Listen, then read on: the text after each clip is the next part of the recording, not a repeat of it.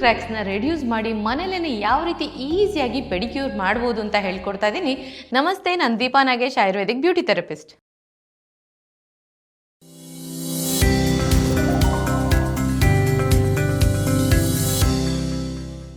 ಸಾಧಾರಣವಾಗಿ ಫೇಶಿಯಲ್ ಏನೋ ಮಾಡಿಸ್ಕೊಳ್ತಾ ಇರ್ತೀವಿ, ಆದರೆ ಎವ್ರಿ ಟೈಮ್ ಪೆಡಿಕ್ಯೂರ್ ಮಾಡಿಸ್ಕೊಳ್ಳೋದು ಎಕ್ಸ್ಪೆನ್ಸಿವ್ ಅಂತ ಕೂಡ ಅನ್ನಿಸ್ತಾ ಇರುತ್ತೆ.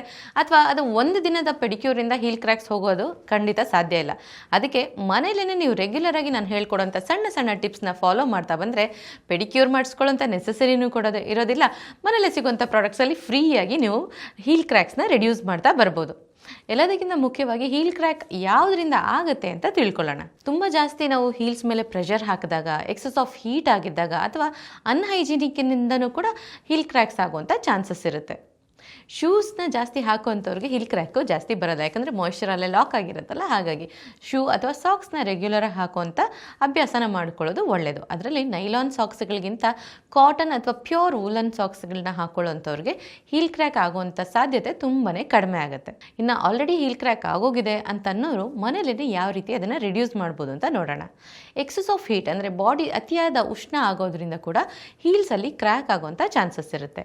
ಈ ಅತಿ ಉಷ್ಣನ ಕಡಿಮೆ ಮಾಡೋದಕ್ಕೆ ತುಂಬಾ ಈಸಿಯಾಗಿರೋಂಥ ಟ್ರೀಟ್ಮೆಂಟ್ ಯಾವುದು ಅಂತಂದರೆ, ಅಕ್ಕಿನ ತೊಳೆದಾದಂಥ ನೆಕ್ಸ್ಟ್ ಸಿಗೋವಂಥ ನೀರು, ಅಂದರೆ ಅಕ್ಕಿ ತೊಳೆದಂಥ ನೀರನ್ನು ನಾವು ಒಂದು ಬೇಸನ್ ಅಥವಾ ಒಂದು ಬೌಲಲ್ಲಿ ಹಾಕಿ ಕಲೆಕ್ಟ್ ಮಾಡಿಟ್ಕೊಂಡು ಅದಕ್ಕೆ ಸ್ವಲ್ಪ ಕಲ್ಲುಪ್ಪು, ಸ್ವಲ್ಪ ನಿಂಬೆಹಣ್ಣನ್ನು ಹಾಕಿ ಕಾಲನ್ನು ಸೋಕ್ ಮಾಡ್ಕೊಳ್ಬೇಕು. ಇದನ್ನು 20 ಮಿನಿಟ್ಸ್ ಸೋಕ್ ಮಾಡಿ ಆಮೇಲೆ ನೀಟಾಗಿ ವಾಶ್ ಮಾಡಿ ಒಂದೊಳ್ಳೆ ಮಾಯ್ಶ್ಚರೈಸರ್ ಅಥವಾ ಕೊಬ್ಬರಿ ಎಣ್ಣೆನ ಕೂಡ ರೆಗ್ಯುಲರಾಗಿ ಅಪ್ಲೈ ಮಾಡ್ಕೊಳ್ಳೋದ್ರಿಂದ ಎಕ್ಸಸ್ ಆಫ್ ಹೀಟಿಂದ ಏನು ಕಾಲು ಹೊಡೆಯೋದು ಅಥವಾ ಕಾಲು ಉರಿತಾ ಬರೋದು, ಕೆಲವರಿಗೆ ಪ್ರಿಕ್ಲಿಂಗ್ ಅಂತ ಹೇಳ್ತೀವಿ, ಅಂದರೆ ಕಾಲಿಗೆ ತುಂಬ ಉರಿತಾ ಇರುತ್ತೆ, ಚುಚ್ಚಿದಂಗೆ ಆಗ್ತಾ ಇರುತ್ತೆ, ಅದನ್ನು ಕೂಡ ನಾವು ರೆಡ್ಯೂಸ್ ಮಾಡ್ತಾ ಬರ್ಬೋದು. ಇನ್ನು ಯಾರಿಗೆಲ್ಲ ತುಂಬ ಇನ್ ಆ್ಯಂಡ್ ಔಟ್ ಅಂತ ಹೇಳ್ತೀವಿ, ಮೇಲ್ಭಾಗ ಕೂಡ ಟ್ಯಾನ್ ಆಗಿರುತ್ತೆ, ಕೆಳಭಾಗ ಕೂಡ ತುಂಬಾ ಡ್ರೈ ಆ್ಯಂಡ್ ರಫ್ ಆಗಿರುತ್ತೆ, ಪಾದಗಳು ನೋಡೋದಕ್ಕೇ ಒಂಥರ ಹೆಸಿಟೇಷನ್ ಆಗ್ತಾ ಇರುತ್ತೆ, ಆ ಥರದವರು ಮನೆಯಲ್ಲೇ ಈಸಿಯಾಗಿ ನಾನು ಇವಾಗ ಹೇಳ್ಕೊಡೋಂಥ ಟೆಕ್ನಿಕ್ನ ಫಾಲೋ ಮಾಡ್ತಾ ಬನ್ನಿ.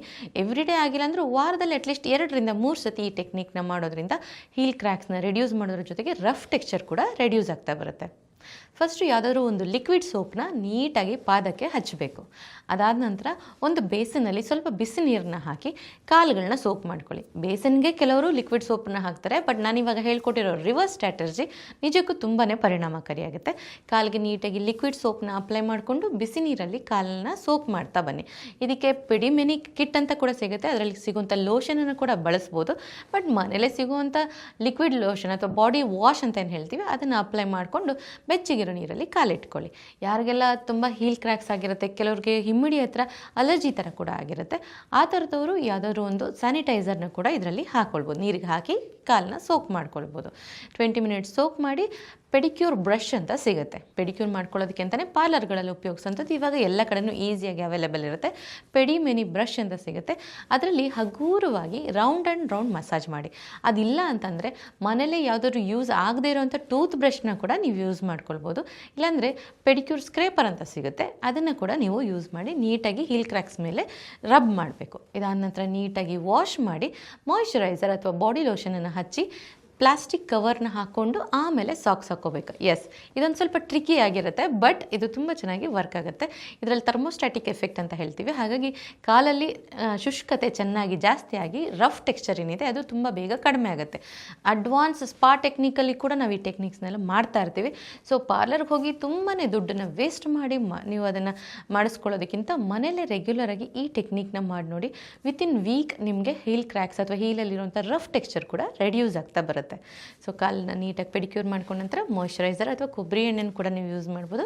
ಅಪ್ಲೈ ಮಾಡಿ ತೆಳ್ಳಗಿರೋಂಥ ಕವರ್ನ ಹಾಕ್ಕೊಂಡು ಅದರ ಮೇಲೆ ಸಾಕ್ಸ್ ಹಾಕ್ಕೊಂಡು ಒಂದು 8 ಅವರ್ಸ್ ಬಿಟ್ಟು ಕಡಲೆ ಹಿಟ್ಟು ಅಥವಾ ಯಾವುದಾದ್ರು ಪೌಡರ್ ವಾಶಿಂದ ವಾಶ್ ಮಾಡೋದ್ರಿಂದ ತುಂಬಾ ಫಾಸ್ಟಾಗಿ ಹೀಲ್ ಕ್ರ್ಯಾಕ್ ರೆಡ್ಯೂಸ್ ಆಗುತ್ತೆ, ಜೊತೆಗೆ ಟ್ಯಾನ್ ಕೂಡ ರೆಡ್ಯೂಸ್ ಆಗ್ತಾ ಬರುತ್ತೆ. ಇನ್ನು ಕಾಲಲ್ಲಿರುವಂಥ ಉಗುರುಗಳಲ್ಲಿ ಕೂಡ ಸಾಕಷ್ಟು ಸತಿ ಕ್ಯೂಟಿಕಲ್ಸ್ ಫಾರ್ಮೇಷನ್ ಆಗಿರುತ್ತೆ.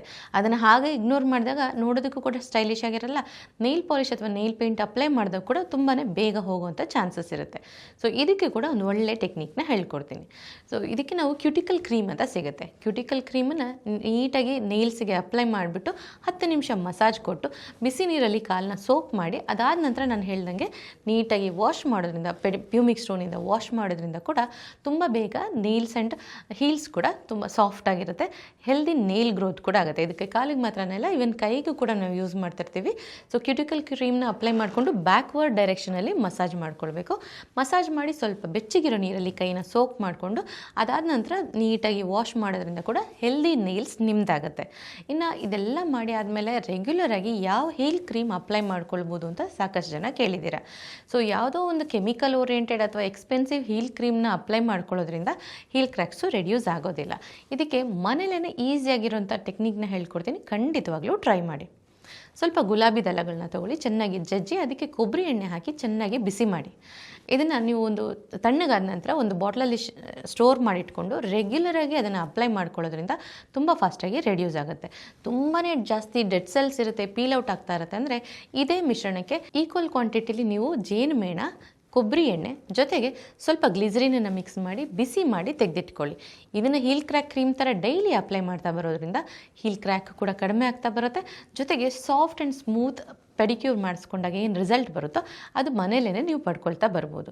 ಹೀಗೆ ಮನೇಲಿ ಸಾಕಷ್ಟು ರೀತಿಯ ಟೆಕ್ನಿಕ್ಸ್ಗಳನ್ನ ನೀವು ಫಾಲೋ ಮಾಡ್ತಾ ಬನ್ನಿ. ನಾನು ಹೇಳ್ಕೊಟ್ಟಂಗೆ ಒಂದು ಟಬ್ಬಲ್ಲಿ ಅಕ್ಕಿ ಹಿಟ್ಟು ತೊಳೆದಿರೋ ನೀರು ಹಾಕೋ ಜಾಗದಲ್ಲಿ ಯಾರಿಗೆಲ್ಲ ಅಲರ್ಜೀಸ್ ಜಾಸ್ತಿ ಇರುತ್ತೋ ಅವರು ನೀವು ಗುಲಾಬಿ ದಳಗಳನ್ನ ಬೇಕಾದರೂ ಹಾಕ್ಕೊಳ್ಬೋದು ಸೋಕಿಂಗ್ ಟೈಮಲ್ಲಿ, ಅಥವಾ ಸೋಕಿಂಗ್ ವಾಟರ್ ಅಂತ ಏನು ಹೇಳ್ತೀವಿ ಅದಕ್ಕೆ ಸ್ವಲ್ಪ ಗುಲಾಬಿ ದಳಗಳನ್ನ ಬೇಕಾದರೂ ಹಾಕ್ಕೊಳ್ಬೋದು.